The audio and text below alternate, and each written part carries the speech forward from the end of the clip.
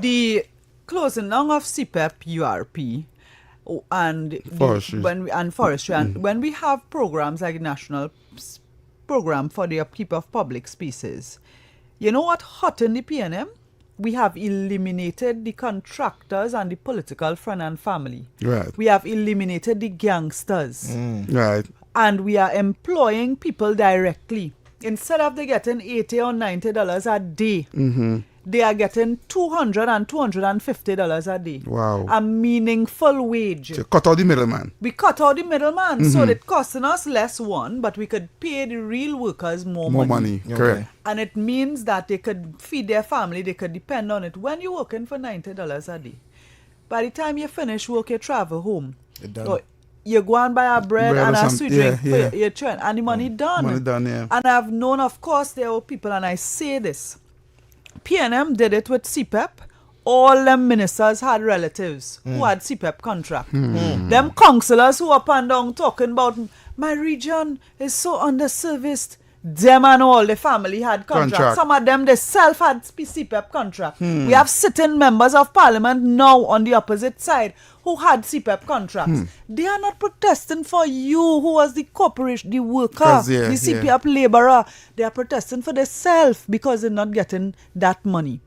And when we do this and we make that shift, of course it will take time. You see, URP, when we do investigation, it had one man with 20 cards. And you're talking, so when you talk about, we had a 20 cards to go and withdraw money? Yes. So 20 persons, 20 of these persons and single mothers was ghosts. One man withdrawing all that money. If they pay, just multiply 20 by how much pay they were getting by fortnight. There were people who were collecting $50,000 a fortnight. Yeah. Depending on the number of cards they had. 50,000 a fortnight, 100,000 a month. Me and you are seeing that money? No. Where we getting that money pay in a month a minister salary even so much. So what I'm saying now, these people are feeding the criminal elements. They're not doing charity with that money. That money is not going to single mothers. That money is not going to poor and impoverished and the unemployed. Yeah. The people who holding these cards is not no unemployed single mother. Right. So when we went in and we did an assessment, there was one particular person who owns a hardware who ended up being a PNM candidate. He started off getting little contract to supply material. By the end of their term in government, almost every supply was going to him. You're seeing his name on the voucher list, going down the line.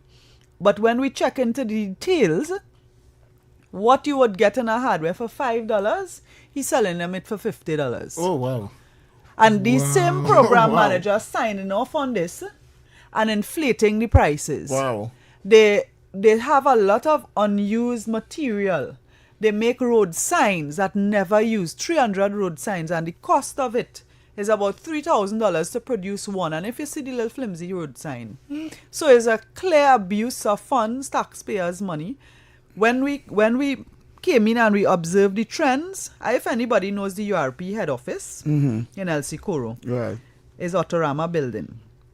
There's a few stories, but the yard is not no big yard. It's a small yard. It's a small yard. Yeah. You can only park about 5 or 10 cars. Correct. And they might have a little skirting to walk around the building. There were 20 workers rostered in that yard to clean the yard. In the lead up to the election, there were 200 workers rostered to work there. Wow. 200 workers. This is a concrete yard, paved in front, and the whole side of the building paved with concrete. Yeah. They have no grass to cut or anything. 200 workers cannot even stand up in that yard. Wow. So this is the thing, and Marvin Gonzalez and them sit down there talking about single mothers. And this is what they were doing, and it was feeding that corruption. So how many persons in general is really working CEPEP and URP or CEPEP in general? Because the number keep URP, changing. It's inflating. It keep inflating. 50,000, 60,000, 70,000. Guys, if you listen to the PLM, That's what we hear nowadays. but the no, in URP, I can't tell you how much real people it had working because everybody's ghosts. yeah, and let me So tell much you, the ghost. ghost wasn't only in the laborers and the people on the road, you know. The Management? ghost was what? There's a, Wait, nah. listen. That ghost in the office. There's a senior official in the PNM, a woman, who was in the program in a management position. Her daughter was a quality control something was the name of the position. Right. Is a student in Jamaica, UE Jamaica, and collecting her salary, and she's supposed to be quality assurance. Wow. Visiting projects to make sure they're good before you sign and pay these people. And she in Jamaica. Getting So paid. I don't know which project she visited to sign off on, which quality she assured, and that was rampant. Wow. Rampant. People wanted, and people were coming to us afterwards to say, listen, I was working URP, I was back my work. What were you doing? I remember it have a woman tell me, frank comment, I don't have a face for office.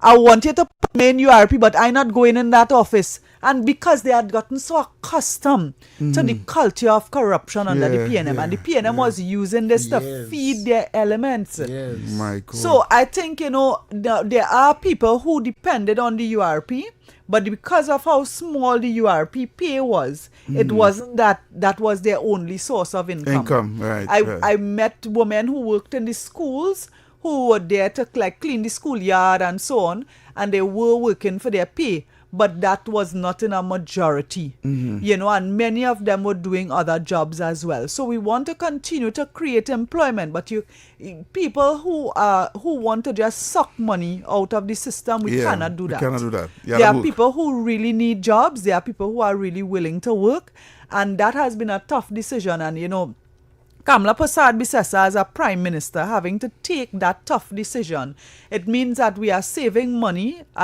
because we are cutting out that corruption, and we have to replace that with meaningful employment. The Ministry of Works has employed a lot of people, and their work is making a tremendous difference on the highway. We in local government hired over 1,600 workers.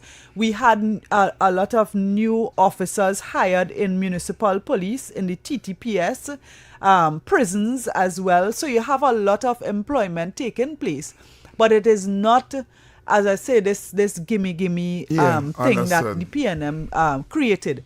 And when the PNM talk about, you know, as I say, they're complaining because they have lost their contracts. Agreed.